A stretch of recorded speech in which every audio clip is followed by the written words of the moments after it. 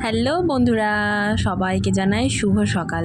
কেমন আছো সবাই? আশা করছি সবাই ভালো আছো। তো আমি না অনেক দিন ধরে ব্লগ ভিডিও দিই না আর কি, দেওয়া হয় না, পেরে ওঠা হয় না। আমার তো পড়াশোনা থাকে, সমস্ত কিছু একবারে সামলে তারপর এডিট ফেডিট করতে হয়, তো সেজন্য আর দেওয়া হয় না। তো এখন মোটামুটি কোনো পরীক্ষা টরীক্ষা নেই, তো এখন ডেলি তোমাদেরকে ব্লগ ভিডিও রোজ একটা করে দেবো, মানে দেওয়ার চেষ্টা করব।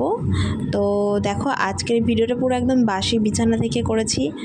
তো সকাল হয়ে গেছে, উঠে পড়েছি রোজকার মতো, যেটা ডিউটি থাকে সেটাও শুরু করে দিয়েছি, এই ঘরে ও ঘরে বিছানা তুলে। আর আমার ঘরের বিছানাটা আমি প্রথমে তুলে নিচ্ছি, মানে রোজই আমার ঘরেরটাই প্রথমে তুলি, যেহেতু উঠেই তো আর পাশের ঘরে চলে যাওয়া যায় না, না সেই জন্য আমার বিছানাটা আগে তুলতে হয়।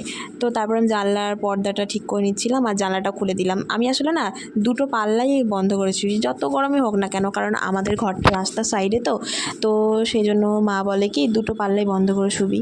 তো সেই মতো আমি দুটো পাল্লা বন্ধ করেই শুই, আর পর্দাটাও দিয়ে দিই, যত গরমই হোক না কেন। আর সামনে জানলা আছে, ওইটা খুলে দিই।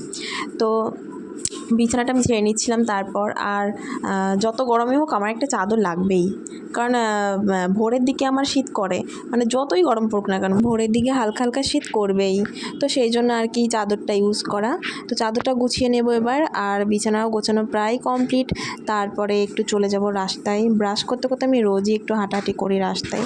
আর আজকে একটু বেশি সকাল সকাল উঠে পড়েছি, কারণ আজকের দিনটা তো পুরো একদম অন্য দিন না, তো সারা পশ্চিমবঙ্গ জুড়ে জয় জয়কার। তো সেই জন্য আর ঘুম আসছিল না সারা রাত ধরে, মানে ঘুম ভেঙে যাচ্ছিল। তো সকাল সকাল উঠে পড়েছি, আর ঘুম ভেঙে গেলে না আর বিছানায় শুয়েও থাকতে ইচ্ছা করে না আমার মতো। মানে তোমাদের কার কার এরকম ঘুম ভেঙে গেলে বিছানায় শুয়ে থাকতে ইচ্ছা করে না, এটা কিন্তু একদম কমেন্টে জানাবেই, কারণ আমার খুব জানতে ইচ্ছা করে যে কার কার এরকমটা হয়, নাকি আমার সঙ্গে একাই হয়। আবার জানো তো, যখন ঘুম ভেঙে যায় না, তখন আমি না মানে মাঝরাতে যখন আর কি ঘুম ভেঙে যায়, তখন একাই আমি জেগে থাকি আর ভাবি যে এখন কেউ আমার মতো জেগে আছে, আমি কেন ঘুমাচ্ছি না, কেন ঘুমটা আসছে না, এরকম করি। আর যতক্ষণ জেগে থাকবো ততক্ষণ বাইরে যেতে আসতে মানে আর কি টয়লেটে যাবো আর আসবো। তারপরে দেখো আমি বাইরে বেরিয়ে পড়েছি, আর বাইরেটা এরকম ছিল, মানে একদম ফার্স্ট সকাল যাকে বলে, হালকা হালকা সকাল হয়েছে কেবল। আর তারপর আমি একটু হাঁটতে চলে গিয়েছিলাম রাস্তার ধারে, ব্রাশ করতে করতে একটু মন্দিরের সামনে থেকে ঘুরে আসবো। আর হ্যাঁ, আমাদের বাড়ির সামনেই না একটা লোকনাথ মন্দির আছে, তো তোমাদেরকে একটু দেখাবো চলো। আর ব্রাশ করতে করতে তো প্রণাম করা যায় না, তাই মনে মনেই ঠাকুরকে প্রণামটা সেরে নিলাম।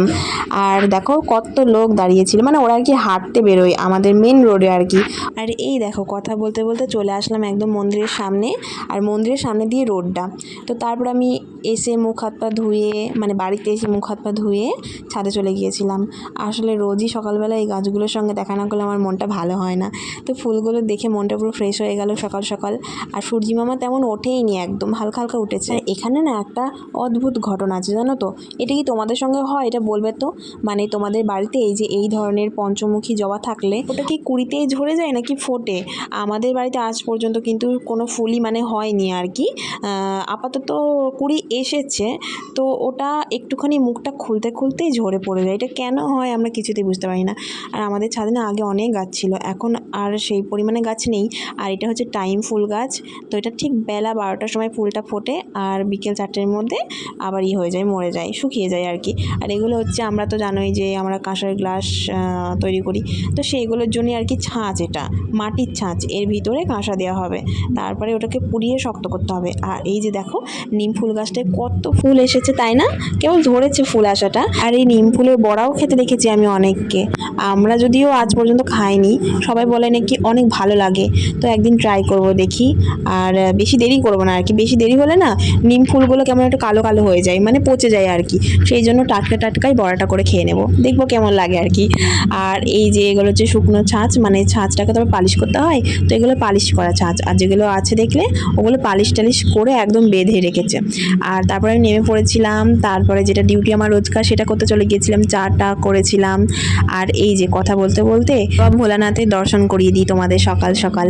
তো তারপরে না জল দিতে চলে এসেছিলো, তো সেই মতো আমি চেয়ারটা খালি করে দিয়ে দিলাম যে জল দেওয়ার জন্য।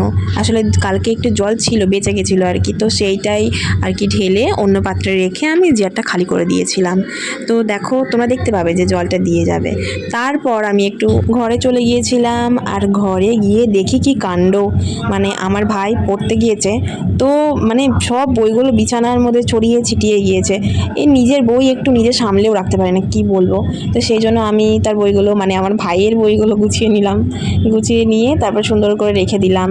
নইলে তো আবার আমার মা আমাকে বকাবকি করতে লেগে যাবে যে তোর ভাই পড়তে গেল আর তুই বইগুলো একটু গুছিয়ে রাখলিও না, বিছানার ওপরেই ফেলা আছে। তো দেখো তারপরে সকাল সকাল বাবা বাজারে গিয়েছিল, আর এই যে টাটকা টাটকা ফ্রেশ শাকটা নিয়ে চলে এসেছে। তো তারপরে আমি চলে গিয়েছিলাম দোকানে, মানে এটা আমার একটা দিদির দোকান। তো ওখানে গিয়ে আমরা অনেক সময় কাটাই, গল্প টল্প করি। তো আজকের ব্লগটা এইটুকুই, দেখা হচ্ছে তোমাদের সঙ্গে পরবর্তী ভিডিওতে। তো তোমরা সবাই ভালো থেকো, সুস্থ থেকো, টাটা। আর আমার ভিডিও ভালো লাগলে একটা লাইক, কমেন্ট আর সাবস্ক্রাইব করতে একদম ভুলবে না কিন্তু।